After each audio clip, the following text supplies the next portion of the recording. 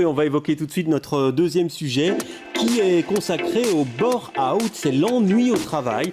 21% des Belges en souffriraient parfois selon une enquête du secrétariat social Sécurex. Alors est-ce que c'est grave? C'est la question qu'on va vous poser. Guillaume Bosmans, bonsoir. Bonsoir. Vous êtes associé de recherche à Sécurex. C'est une étude qui a été réalisée sur la base d'une enquête en ligne menée auprès de 1552 salariés. Ouais. Alors vous dites un travailleur sur 5 qui souffre parfois d'ennui au travail et puis vous dites 5,6% des travailleurs belges présentent un risque accru. Quels sont les risques de cet ennui au travail ? Alors, les risques de l'ennui au travail, principalement, ce sont le retrait par rapport aux valeurs de l'entreprise et par rapport à l'entreprise elle-même. Il faut comprendre que l'ennui au travail, donc le bore-out ici plus précisément quand on en parle, c'est un retrait du travail parce que le travail devient problématique pour le travailleur. Et donc ça peut vraiment conduire, on connaît le burn-out et les dépressions sévères que ça entraîne. Est-ce qu'on peut tomber dans le même type de phénomène ou c'est pas vraiment tout à fait la même chose ? Alors oui, totalement, on peut tomber dans le même type de phénomène, à la différence que là, les symptômes seront dus effectivement à un manque d'activité et parfois un manque d'autonomie, par exemple, au travail. Et donc une absence de longue durée aussi, parfois oui, on imagine. Oui, c'est tout à fait possible, effectivement. Ouais. Alors comment on explique ça dans la structure de l'entreprise ? On sait qu'une entreprise, généralement, ce qu'elle veut, c'est réduire ses coûts, donc que ses employés lui rapportent le plus. Oui, alors comment on en arrive à cette situation-là ? Alors, on voit que le bore-out est souvent plus présent dans les grandes entreprises que dans les entreprises de taille moyenne. Donc, on parle d'entreprises de plus de 1000 employés pour les grandes entreprises. Ce sont généralement des personnes qui sont de simples employés, généralement pas les dirigeants. Et on voit que ce sont des profils qui sont assez les mêmes. Donc, des personnes qui sont dans un emploi qui peut être répétitif et monotone.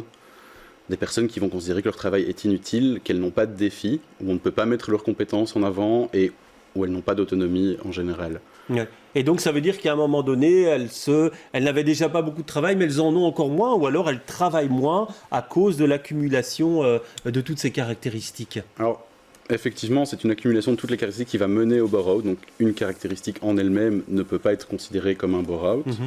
Ceci dit, c'est quelque chose qu'on voit qui va arriver petit à petit. C'est comme le burn-out. C'est, au début, on peut supporter effectivement d'avoir un travail qui est un peu ennuyeux, mais à la longue, ça devient de plus en plus pesant. Pour l'employé, ça devient de plus en plus pesant et il va finir du coup par prendre une distance par rapport à son travail, devenir plus cynique. Ouais. Par rapport à et donc là, on parle des personnes qui s'ennuient au travail, mais il y a aussi, donc elles ont peut-être assez de travail, mais ça les ennuie, et puis il y a celles qui n'ont pas assez de travail également, du tout. Quoi. Ouais. Exactement. Donc c'est aussi une possibilité de ne pas avoir assez de travail.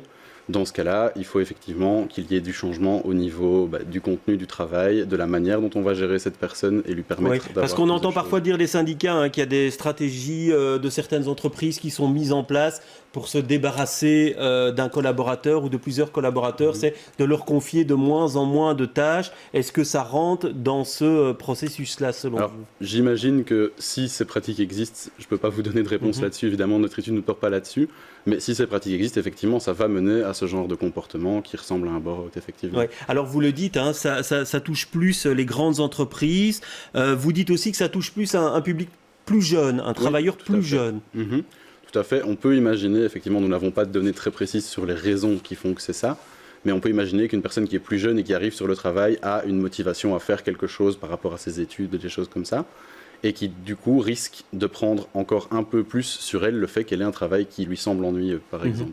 Et donc, on imagine qu'à certains moments, ce type de comportement, ce type de bore-out peut amener un certain isolement du travailleur également. Dans la stratégie qui doit être mise en place par les entreprises, ça doit prendre quelle forme, selon vous ? Alors, tout d'abord, le plus important, ça va être d'impliquer la personne à la fois dans le fonctionnement de l'entreprise et aussi dans son travail, c'est-à-dire mettre en avant ses compétences et utiliser ses compétences. Donc, tout le monde a des compétences qui lui sont spécifiques et qui peuvent être mises en avant. Ça va aussi être lui accorder une autonomie. Ça peut passer par exemple par une flexibilité de lieu ou de temps de travail. Ça peut aussi passer par lui laisser une manière bien à lui de faire son travail tant qu'il obtient des résultats. Mais c'est aussi important effectivement de favoriser l'ambiance de l'entreprise, donc de créer des liens sociaux entre les collègues, de permettre de communiquer sur ce que fait l'entreprise pour que tout le monde soit plus ou moins au courant de ce qui se passe. Vraiment d'impliquer la personne et de lui faire sentir qu'elle est utile et importante pour son entreprise. Mais quand je vois l'organisation du travail de certaines grandes entreprises, ça doit amener les chefs de ces entreprises, les responsables des ressources humaines, à remettre en cause l'organisation du travail au sein de l'entreprise. Il y a effectivement des entreprises où il y a plus de travail à faire que dans d'autres. Effectivement, l'important est vraiment maintenant, au jour d'aujourd'hui, d'impliquer les personnes Oui. dans leur Mais quand travail. je vous entends, c'est parfois aussi la structure hiérarchique qu'il faut remettre en cause dans l'entreprise. La structure hiérarchique, je ne sais pas, le style de leadership probablement, effectivement, il y a encore des entreprises où le leadership est très classique, où on se base sur une personne qui donne les ordres et qui vient seulement vérifier ce que font les autres personnes en dessous d'elle. Ici, effectivement, pour éviter ce genre de problématique, il faut permettre aux gens de communiquer, de donner leurs idées, de pouvoir s'impliquer, de pouvoir montrer qu'elles ont du talent et de prouver qu'elles ont leur place dans l'entreprise et qu'elles puissent aussi se sentir. Ouais. Est-ce que vous pensez qu'aujourd'hui, ce phénomène-là, il est pris en compte dans les entreprises ou alors c'est encore pris en compte de manière embryonnaire? Alors, le bore-out en lui-même, je pense que tout le monde le sait, on n'en parle pas énormément, on est beaucoup sur le burn-out actuellement, mais effectivement, on commence à en parler. On voit aussi qu'au niveau du leadership, au niveau de la manière de gérer les gens, les choses changent aussi. On voit beaucoup ça dans notre entreprise, vu qu'on est consultant dans le domaine.